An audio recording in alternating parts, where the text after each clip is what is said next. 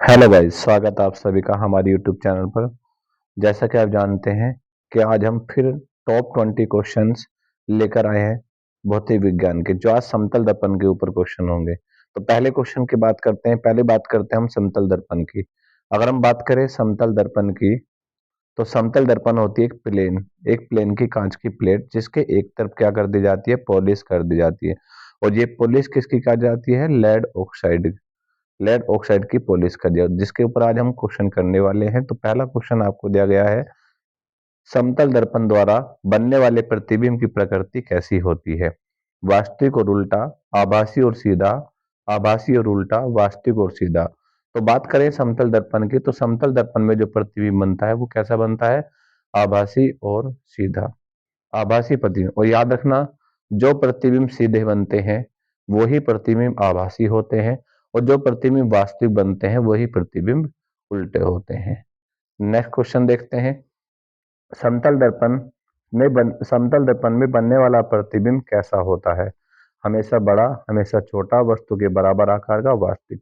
तो बात करें समतल दर्पण की, तो समतल दर्पण एक कांच की एक समतल प्लेट होती है। तो समतल दर्पण के सामने आप चाहे वस्तु कितनी ही दूरी पर रख दो, चाहे वो 20 सेंटीमीटर रखी हो, चाहे 50 सेंटीमीटर, समतल दर्पण के सामने वस्तु चाहे कहीं पर भी रखी हो, उस वस्तु का प्रतिबिंब वस्तु के बराबर आकार का ही बनता है। ठीक है।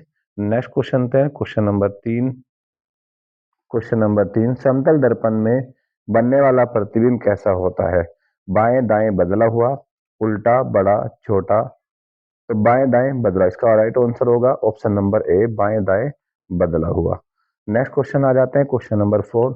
जब आप समतल दर्पण से दूर जाते हैं तो प्रतिबिंब कैसा होता है। तो मैंने अभी आपको बताया कि जब समतल दर्पण की बात की जाए, अगर आप समतल दर्पण से दूर जाओगे तो प्रतिबिंब भी आपका दूर चला जाता है। तो और जब समतल दर्पण के पास आओगे तो प्रतिबिंब भी आपका पास आ जाता है। तो इसलिए इसका राइट आंसर होगा, तो प्रतिबिंब दूर चला जाता है। नेक्स्ट क्वेश्चन आ जाते हैं क्वेश्चन नंबर 5। यदि समतल दर्पण को 30 डिग्री घुमाया जाए तो परावर्तित किरणें कितने अंश से घूमेगी। तो अगर हम समतल दर्पण को 30 डिग्री घुमाएंगे तो परावर्तित किरणें कितने घूमेंगी, 60 डिग्री घूमेगी, क्योंकि 90 डिग्री से परपेंडिकुलर में से 30 डिग्री जब माइनस करेंगे तो 60 डिग्री आ जाता है, इसलिए इसका राइट आंसर होगा 60 डिग्री। नेक्स्ट क्वेश्चन आ जाता है क्वेश्चन नंबर 6। समतल दर्पण में बनने वाला प्रतिबिंब किस प्रकार का होता है। वास्तविक, आभासी, वास्तविक और आभासी दोनों, इनमें से कोई नहीं। तो कैसा होगा, आभासी प्रतिबिंब होगा। Next question number 7। समतल दर्पण में यदि किसी वस्तु की ऊंचाई 5 सेंटीमीटर है तो प्रतिबिंब की ऊंचाई भी क्या होगी, 5 सेंटीमीटर होगी। अगर प्रतिबिंब समतल दर्पण से 20 सेंटीमीटर दूर बनता है तो वस्तु भी 20 सेंटीमीटर दूर रखी होगी। अगर वस्तु 20 सेंटीमीटर दूर है तो प्रतिबिंब भी 20 सेंटीमीटर की दूरी पर बनेगा।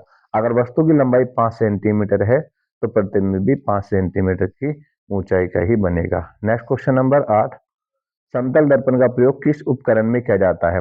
पेरिस्कोप, टेलीस्कोप, माइक्रोस्कोप, इनमें से कोई। तो पेरिस्कोप इसका राइट आंसर होगा, पेरिस्कोप में समतल दर्पण का उपयोग किया जाता है। नेक्स्ट क्वेश्चन नंबर आ जाते हैं 9, क्वेश्चन नंबर 9। जब जब प्रकाश किरण समतल दर्पण से टकराती है तो परावर्तन कोण होता है 90 डिग्री, 45 डिग्री, आपतित कोण के बराबर, 0 डिग्री। तो कितना होगा राइट आंसर, आपतित कोण के बराबर। बात करें समतल दर्पण पर, जब प्रकाश किरण समतल दर्पण में गिरेगी तो आने वाली प्रकाश किरण के बराबर होगी, इसलिए इसका आंसर राइट आंसर होगा आपतित कोण के बराबर। क्वेश्चन नंबर 10 पर आ जाते हैं। समतल दर्पण में बनने वाला प्रतिबिंब कैसा होता है। अस्थाई, स्थाई, उल्टा, वास्तविक। तो कैसा प्रतिबिंब होता है इसका, इसका राइट आंसर होगा ऑप्शन नंबर ए, अस्थाई। क्वेश्चन नंबर 11 पर आ जाते हैं। यदि एक व्यक्ति समतल दर्पण से 1 मीटर दूर खड़ा है तो दर्पण में उसका प्रतिबिंब कितनी दूरी पर दिखाई देगा। तो दर्पण में प्रतिबिंब पूछा है, तो दर्पण में एक तो दर्पण में उसका प्रतिबिंब दिखाई देगा, इसका राइट आंसर होगा 2 मीटर की दूरी पर। नेक्स्ट क्वेश्चन आ जाते हैं क्वेश्चन नंबर 12। जब समतल दर्पण में किसी शब्द को देखा जाता है तो वो कैसा प्रतीत होता है। समान, उल्टा, बाएं दाएं, बड़ा और दाएं बाएं। तो इसका राइट आंसर होगा बाएं दाएं परिवर्तित होना। Question number 13। दो समतल दर्पण यदि 90 डिग्री के कोण पर रखे जाए तो प्रतिबिंबों की संख्या कितनी होगी। 2, 3, 4, 5। तो इसका राइट आंसर होगा option number B, 3। Question number 14, question number 14 पर आ जाते हैं। समतल दर्पण की परावर्तन प्रकृति कैसी होती है? नियमित परावर्तन, अनियमित परावर्तन, अपवर्तन, अवशोषण। तो इसका राइट आंसर होगा नियमित परावर्तन। क्वेश्चन नंबर 15, यदि दो समतल दर्पण 60 डिग्री कोण पर रखे जाए तो कितने प्रतिबिंब बनेंगे? तो इसका राइट आंसर होगा ऑप्शन नंबर 6। धन्यवाद। तो आज हम आपके सामने टॉप 15 क्वेश्चन समतल दर्पण से रिलेटेड लेकर आए थे। आपको वीडियो कैसी लगी हमें कमेंट में जरूर बताएं। धन्यवाद।